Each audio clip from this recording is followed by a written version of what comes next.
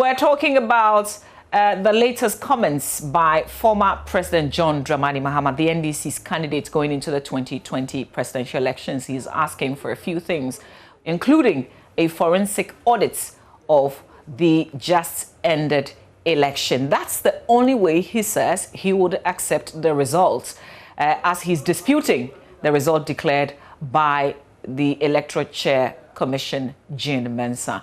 Here is some excerpts of that conversation with the VOA. We'll come back and sit down, or I will be sitting down. They will be sitting and joining me. Mr. Ben Abdallah chairs the Parliament's Constitutional and Legal Affairs Committee. Also on the show, Mr. Roxanne Nelson Dapamakpo, Member of Parliament Constitutional Legal Affairs Committee. What we will be doing exactly? Well, tracing. Have we done this audit before? Where in the law or in the regulation can we find it? Essentially, what's backing this request? Is there a legal backing to it? But first, here is that interview with the VOA. In the run-up to the election, there were a lot of flaws in the process, and we kept drawing attention to them. And it's like the Electoral Commission was adamant to our call, but on election day, we saw exactly what happened. This is the most incompetent election we've had. I mean, everything about this election does not reach the standard that Ghana's Electoral Commission, has attained for itself. Ghana's Electoral Commission is held in high esteem as one of the best electoral commissions. Unfortunately, this election, she can't even get the results right. The declaration is all over the place. Mr. President, I saw your press conference where you rejected the result. So with this rejection, what are you going to do to make your case to the people of Ghana? Since you said they voted for you, how are you going to convince them that you won the election? Well, we know we did, and we are currently doing a forensic audit of all the constituencies. First, to establish what happened there, and then secondly, to reconfirm the figures that we have. Because this case might end up in court, I don't know. I cannot mention anything for now, but we're doing an audit, and based on that, we'll take whatever decision we need to take. But I think that the incompetence the EC has shown, it will be useful for us to do a forensic audit of the EC's own systems and the numbers to come to what the final number for the EC is. Because as of now, I don't know what number they're going to gazette. But Mr. President, what is your reaction to the African Union poll observer mission that came out saying that the elections were transparent and credible and that most people were not prevented from voting? The ECOWAS poll observer mission led by Madam Johnson Sirleaf said the same thing, that it was peaceful and transparent. So what do you say to these prominent African organizations that monitor the poll, pretty much giving a stamp of approval to the elections? Normally, when you have an observer mission like that, you need to wait and see their final report, because often they give the report up to the point of counting. And it's true, I mean, the whole day was peaceful. People went about, voting without any problems. And the queues were orderly. And so they'll say all that. And there were a few instances of people caught with pre-printed ballot sheets. I mean, the video evidence is there. Normally, their final report will capture the collation process. And so this report does not capture the collation process. And a lot went wrong with the collation process. Mr. President, 4 years ago, when you lost the election, you handed over peacefully. I was here in Accra when you held a news conference that you had called then opposition leader Nana Addo Dankwa Akufo-Addo to concede. People are saying you have proven that you are a true Democrat. They said, why are you not doing the same thing now? In the interest of the more than 6 million people who voted for me, I must uphold our democracy and hold our Electoral Commission to higher standards, and hold this government to a higher standard in terms of our democracy. I mean, the way they've conducted this election, the government, President Akufo-Addo, and the Electoral Commission, is a dent to our democratic credentials as a government. And so in my principles as a Democrat, I can't be seen to be sweeping it under the carpet and just letting it go. I think that we must bring closure to this by seeing exactly, where the issues are. And I mean, if an independent audit is done by the EC, we bring somebody in to crunch the numbers, do an independent audit. If I lost, why not? I mean, I'll be the first to concede and, walk away. But as long as that is not done, and I know that there was a deliberate attempt to subvert the will of the people in favor of the incumbent, it will be wrong for me in terms of our democratic practices to just leave it, because we will not learn the lessons of this election. I think that we must learn the lessons of this election so that we don't repeat it in a few. And that's former President John Dramani Mahama speaking to the VOA there. Let's get on the phone lines first. Let me just say good morning to my guests. So Mr. Roxton Nelson Dafama, Member of Parliament, Member of Parliament's Constitutional Legal Affairs Committee and Member of Parliament for South Dai constituency in the Volta region. Good morning to you, if you can hear me. Yeah, good morning, and good morning to your viewers.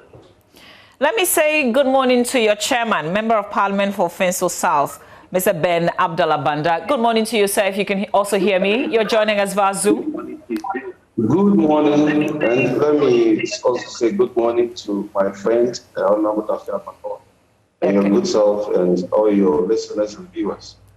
Thank you very much. It's good that you joined us. But I want to start with Mr. Dafama, just on the back of what we've heard former President John Dramani Mahama say. Mr. Dafama, this forensic audits that Mr. Mahama is calling for, is this something that has been formally requested, and to which state institution? Yes, we as a party, we are yet to put in a formal request. As you may be aware, we are still trying to come up with very relevant evidence in this matter.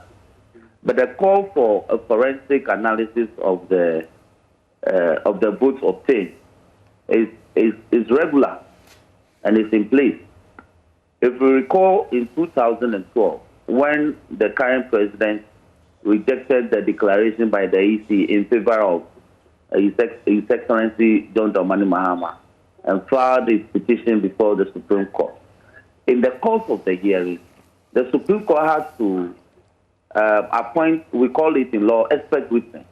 That is, appoint an audit firm to, as it were, audit and reanalyze and recalculate the votes that were in contention. And after which work, they came back to court to testify to the figures they obtained. So I agree with my flag bearer that we don't really have to go to court to get this done. This can be done by the parties or the stakeholders involved in this matter. Isn't there a clear difference, Mr. Dafama, because you say when you cite the 2012 petition that that's what the courts did. The difference here is that this time is the candidates that is saying this. So, I mean, if the court speaks, it's different from the candidate speaking. That his call is actually supported in law. So I gave you an instance that when His Excellency Nana Akufo-Addo went to court in 2012 and 13, the court had to also have recourse to an independent audit firm to audit the votes. Yeah, but you understand my point? I do understand you. I guess I'm just a little bit confused because you say when he went to courts. In this instance, you haven't gone to court yet, so you don't know what the courts might say. But the point I'm making is that you don't have to go to court to act that. You don't have to go to court to ask or to request that because of the discrepancies I have detected in the votes as tabulated by the Electoral Commission, it is proper for an independent audit firm or audit entity to audit the vote. It's a legitimate call. Okay, so who is this call directed at? I think it was a point he made during the interview with VOA. Yes. Yes, and so it's a matter that leadership is looking at. Pursuant to CI 99, passed in 2016, we have 21 days within which to file our petition after declaration of the result, which was done on the 9th and on the 10th. So we are at a loss as to how to reckon dates now, but that is immaterial. So, but the point I'm making is that it's a matter that we are considering, and in a couple of days' time, the appropriate quarter will be approached with this request. Okay, so just before I move to Mr. Banda, what regulation is backing this request? The appropriate quarter will be approached with this request. Okay, so just before Mr. Hwamakwa, so there's a delay because I see that you're either listening through a certain device, but if we can just use the phone. Yes, I'm just using the phone. Okay, great. So I'm asking which law is backing this request for a forensic audit? It is, you see, if you read Article 46 very well, which says that except as provided in this Constitution or in any other law, not inconsistent with this Constitution, in the performance of its function, the Electoral Commission shall not be subject to the direction or control of any person or authority. If you marry this to the contest at the Supreme Court in 2012, where the Supreme Court, by party's direction, invited expert witness to analyze the votes that were in contention, the call is properly based in law, which is the 2012 presidential petition, to have this done. Okay, so you might not end up going to court to make this request, but you may just do it through the Electoral Commission. Not through the Electoral Commission. There are independent bodies. In fact, you know that the Electoral Commission, for instance, set up an expert advisory committee some months ago to guide its activities before the elections. You are aware, made up of some eminent Ghanaians. Well, let me just hold it there. Let me bring Mr. Banda into this conversation. Very well. Mr. Banda, so you've been following, and I'm sure that you also listened to the former presidents. My question is, what kind of regulation or law will be backing a request like this? Thank you very much. Let me first of all say that our former president got everything wrong, and I completely disagree with the submissions made by my friend, Honorable Dr. to the extent that an independent forensic audit can be conducted in respect of the declaration that has already been made. In fact, we are looking at two very important documents.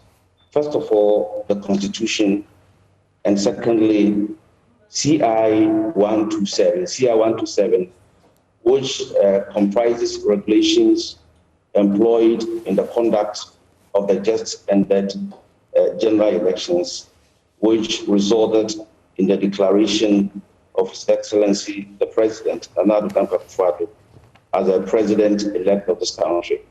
Now, if you look at Article 51, let me start with Article 51. Article 51 of the Constitution is the constitutional basis enabling capacitating the EC to make regulations for the conduct of the general elections. And you realize that under CI 127, that came out of Article 151 of the Constitution. Specifically speaking, Regulation 4410. You realize that as soon as, we have regional coalition officers in the various regions, as soon as the regional coalition officers submit results from the various constituencies to the head office of the EC, the chairperson of the EC, according to the law, must collate all the results and without any hesitation declare the results as collated. If you look at the language of CI 47, well, that is 4410, the chairperson of the EC doesn't even have any discretion to say that I'm putting in abeyance the declaration of the presidential results, because the specific word used in CI 127, that is in Regulation 4410, is shall. And you realize that as soon as the chairperson of the Electoral Commission declares the presidential results, the chairperson then becomes functus officio. And I believe that if anyone wanted to arrest the declaration of the results, that person should have proceeded to court to ask for an order arresting the declaration of the results before the declaration was made. But as soon as that declaration was made, the EC becomes in law functus officio. And now you realize that under Article 64.1 of the Constitution, Article 64.1 of the Constitution is a constitutional basis whereby if a person wants to challenge the validity of the declaration of the presidential results, that person, Article 64.1, tells us what that person must do. And that person, per Article 64.1, must proceed to the Supreme Court, because it is the Supreme Court that has the exclusive jurisdiction to determine whether a person has been validly or otherwise declared as the president of this country. So what the former president is calling for, and what the Fiamma Court is saying now, it's not sanctioned or supported by either the Constitution, it's not sanctioned by either the CI 127, which were used or which were used in the conduct of the just ended general elections. Mr. Ben Abdallah Banda, yes. So you say that the Electoral Commission chairperson, once she declared the results, she couldn't re-examine her decision, correct? Saying that she cannot change the verdicts. But the request they are making is not change the verdicts, but the request they are making is audit the results. They're auditing the results under which of the provisions or which of the regulations in the CI is the chairperson of the commission mandated to do that, or under which relevant provision of the Constitution is the chairperson mandated to do that. Like I said, the law is clear that once it is declared, the chairperson doesn't have any discretion to do anything pertaining to the declaration or pertaining to the verdict as declared. Mr. Ben Abdallah Banda, I have also listened to you justify the Electoral Commission chairperson coming back to correct the figures a day after the declaration. So what is different with a request to do an audit? What I said was that what the chairperson did in coming back after declaration to amend a figure that did not prejudice the outcome of the result, to which the verdict itself was not unlawful. That is what I said. Yeah, but why do you think that a possible audit could change the outcome of the results as declared by the Electoral Commission chairperson? Because there is no basis for that. There is no statutory or constitutional basis for that. But was there a legal basis for coming back to correct the figures? So far as it did not amount to the changing of the verdict. But I can't use the same arguments here and say that the audits may not necessarily change the outcome of the verdict. So let's go ahead and do an audit. We can't use the same arguments? No, you see, the point is that the audit, what is the essence of the audit? The essence of the audit is to determine whether Nana Dankwa was validly elected or not elected, or whether there were some irregularities in the conduct of the general elections. That is the essence of the audit that they're proposing. And this can only be done as it was done after the 2012 elections when the MP took the matter to the Supreme Court. This can only be done or ordered by the Supreme Court, which has the exclusive jurisdiction to determine whether a person has been validly elected as a president or not. Let me run this by Mr. Dafamakwa, who's been listening to what you've been saying. Mr. Dafamakwa, it sounds to me that the only place where we can settle this is the courts. And so maybe if you make a definitive decision to go there, it will probably settle all the matters. Hello? Yes, sir. We can hear you. I think you are correct with that call, but we're also correct in the call that the audit can be done outside of the court. Why? Because if you read Regulation 44, Sub-Regulation 10, Sub-Regulations A, B, C, D, and E, of CI 127, my chairman missed the point that these are procedures that the chairperson of the Electoral Commission ought to have followed in declaring the presidential results in question. Did she, for instance, complete from 12 or from 13 as set out in the schedule? Did she do that? Now, if she did that, then on what basis did she come back in the declaratory statement on the 10th of December to make amends to figures she had already put out on the 9th of December? So the happenings on the ground lend credence to the fact that there can be an out-of-court audit of the votes as cast and counted and declared. So for anybody to say that this can only be ordered by a court of law, for me, is stretching the point, because the court in its decision in the INRI 2013 Supreme Court decision of the presidential petition actually had recourse to an independent audit firm to assist them. And this is founded in our Evidence Act 323, where you can have recourse to expert witness. So it is not always correct that you have to go to court in order to have things tabulated. This is simple mathematics. What are they running away from?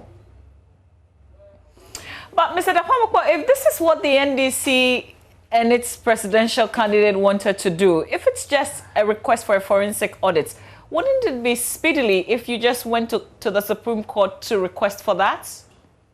You see, I already made the point that if you look at the CI 99, which now regulates, which has abridged the hearing of petitions of that nature, if you file a petition and it is served on the respondent who has 10 days within which to answer and also raise any legal preliminary point, the hearing is constricted.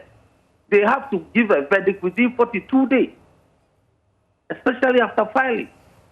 So the Supreme Court will be constrained in asking an audit firm to do this within a matter of 42 days, so that they can come to a proper verdict.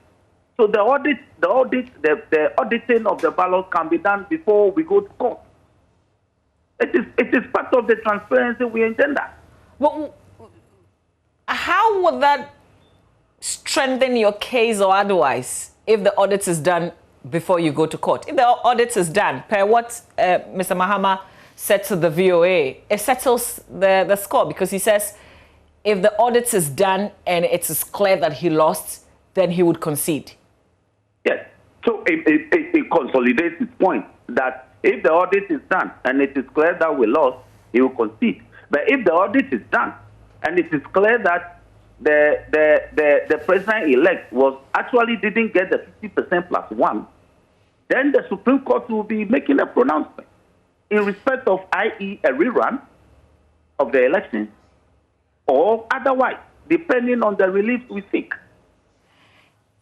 Isn't it, you know, to simplify it a bit, the fact that you are afraid to make a case because it is only when you make a case that you can go to court. You're afraid to put your suspicions out there and you know, get some backing to it for the score to be settled in the courts. Otherwise, what kind of case are you making? Are you just saying audits? Audits based on what kind of suspicion? Based on the suspicion that the pink sheets that we have in our possession do not lend credence to the fact that the president won 50% plus one to be elected, to be declared. Now, here is the point. Because the hearing of any presidential petition going forward is so agreed, it is proper that the evidence is properly tidied up. Now, why am I saying so? If the EC can, because we are not in custody of the electoral of the ballot boxes. But you had your agents. You had your agents in all the polling stations, so they would have copies of what was certified, what was announced. Agents are to assist the process. You are speaking of the ideal situation. Yeah, but they were Mr. Dafamako, are you denying the fact that they were your representatives on the ground? They were your eyes. They were the ones watching on your behalf. I don't deny that. I don't deny that. But I am making the point that where there are contentions and ballot boxes are now in the custody of the Electoral Commission, how do we have access to it to audit? Except all we can do now is have recourse to the pink sheets they have provided us. And in some cases, they have refused to give us the pink sheet. And I speak of the Techiman South in question, for instance. So, for instance, they didn't produce the pink sheet, and that is a memorandum of the elections in Techiman South, but they made a declaration. Yeah, but are those not isolated cases? Because now you're talking about all 275 constituencies. They are not. They go cumulatively. They go to undermine the transparency of the process. So how many pink sheets are in your possession? We are in possession of about 267 of them. Those that we got through our agent. The Techiman one, we don't have it. So which other ones? Ask them for it. They cannot produce it. Which other ones don't you have? These are matters of strategy. So you will not share? Not because you don't know? No, not because we don't know. Mr. Banda, the NDC, I mean, you've been listening. Maybe I should just ask for your reaction, because you sit on a very important committee in Parliament where, you know, you check the laws that we have to ensure that it's either not crashing, if you like, and I'm using very simple terms to define the work that you do. But you are privy to a lot of the things that we don't know. Do they have a case, at least hearing the second leg of what Mr. Dafamako had to say? Yes. What my friend is saying is not, to my mind, based on any law, either per the Constitution or the CR 127. If you read Regulation 4411 of CR 127, this is what it says. Let me quote it. An instrument which is executed under the hand of the chairman of the commission and under the seal of the commission, and states that the person named in the instrument was declared elected as the president of Ghana at the election, is prima facie evidence that the person named was elected.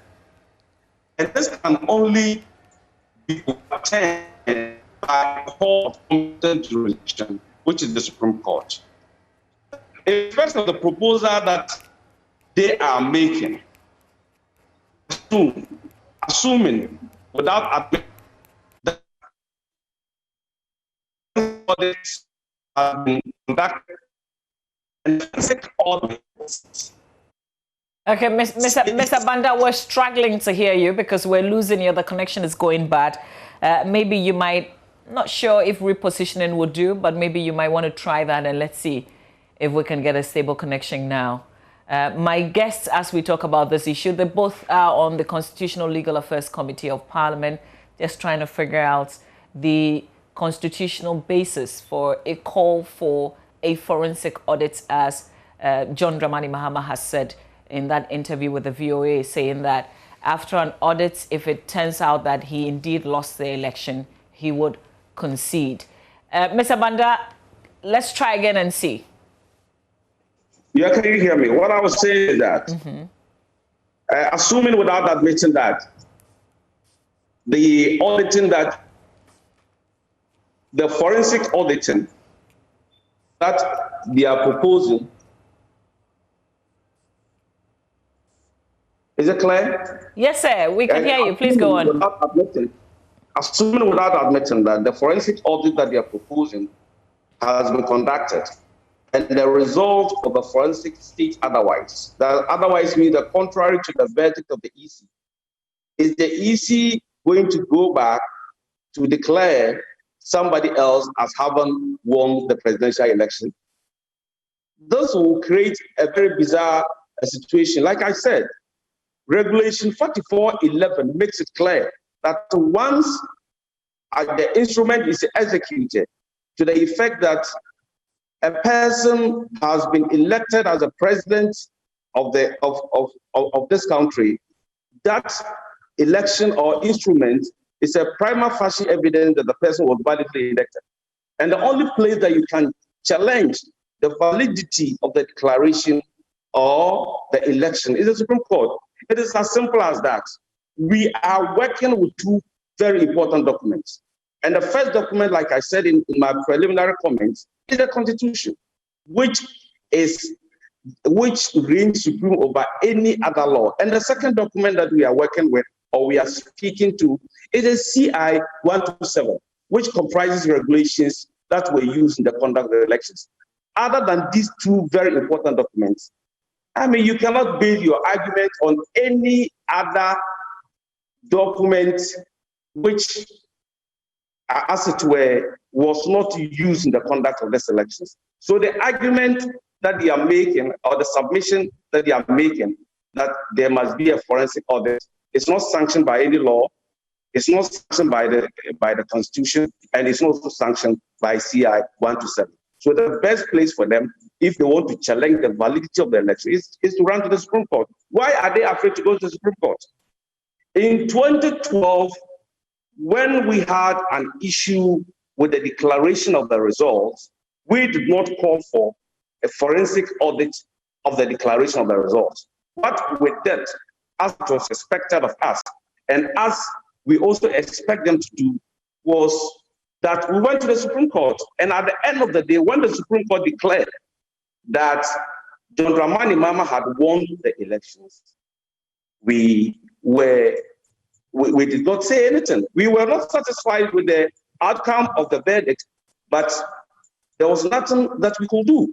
And you recall that our then flag bearer did say that he did not agree with the outcome of the verdict, but he will accept the outcome of the verdict. So be it. And we stayed until 2020 election. So if, like I said, they have anything to do with the declaration of the results, I think that the best place for them to go is to go to the Supreme Court. You know, you lawyers work based on precedents. You cite things that has happened in the past, and Mr. Dafamako cites appropriately the last election petition. So if the courts did something in that case, can we reference that today and say, well, eventually, if we were to go to court, this is what is going to happen, so we can do an audit? No, the courts did that when the matter had gone to the court itself. The forensic audit was not done before the matter was taken to court. Now, the only person or the only institution that can order a forensic audit to be conducted into the presidential results or into the declaration of the presidential results is the Supreme Court. And I think the law is quite clear on this. And it doesn't admit of any disputation or of any argumentation. Okay. All right. Okay, Mr. Manda, I thank you very much. But let me get a reaction from Mr. Dafamakwo. Mr. Dafamakwo, it looks like the only way out is the courts. Yes, it's not the only way out. My chairman knows. Why do you insist there is not the only way out when it's beginning to be clear now? My chairman knows that pursuant to Article 11 of the Constitution, decisions of the Supreme Court forms part of our law. And I'm saying that in the presidential petition of 2012, the court adopted that procedure to independently audit the ballot box. Mr. Dafamakwo, isn't procedure different from decision? You know, our laws are made up of substantive law and procedural law. He knows that our laws are made up of substantive law and procedural law. So that is one. And two, he creates the impression that we are afraid to go to the Supreme Court. It's not true. Pursuant to CI 99, we have 21 days within which to file after declaration. So we are still within our time to file the petition if we so desire. So they should stop making that comment. Indeed, when President-elect Nana Akufo-Addo rejected the EC's declaration in 2012, when did he go to the Supreme Court? He filed his petition sometime on the 27th or 28th thereabout of December. So they should stop this issue of why are we afraid to go to the Supreme Court. So that is the second point. Okay. Well, the third point is that he himself cites Regulation 44, Sub-Regulation 11, and says that the instrument to be executed is a prima facie evidence. It is not conclusive. It is not conclusive. It is only prima facie. So where there are disputes, you go into the dispute. So our call is legitimate. It is founded on, it has its foundation in law, and we hope that they will agree to it. Okay. Well, Mr. Dafamakwo, everybody's time. We'll see how this, I guess, unfolds, where we go to next from where we are. You are aware that our flag bearer sent a petition to the chairperson of the Electoral Commission, but she ignored it and went ahead to declare. Well, the last time there was a direct question put to a representative of the Electoral Commission, in this case, Director of Electoral Services on Newsfile, he said he had no knowledge of that. I haven't seen any statement from the chairperson of the Electoral Commission affirming that. So, well, the request was delivered. Okay. So all right. they can deny service, but it was served on them as an institution. Mr. Dafamakwo, and that's the fact. Mr. Dafamakwo, I thank you for your time. Congratulations. You will be serving in the 8th Parliament, so I guess we will be having a lot of parliamentary conversations in the days to come. That's why I joined you this morning. All right. Mr. Manda, if you still can hear me, thank you so much for your time. You've served 3 terms in Parliament. Sadly, though, we will not be seeing you in the 8th Parliament. I think this, like, you know, you're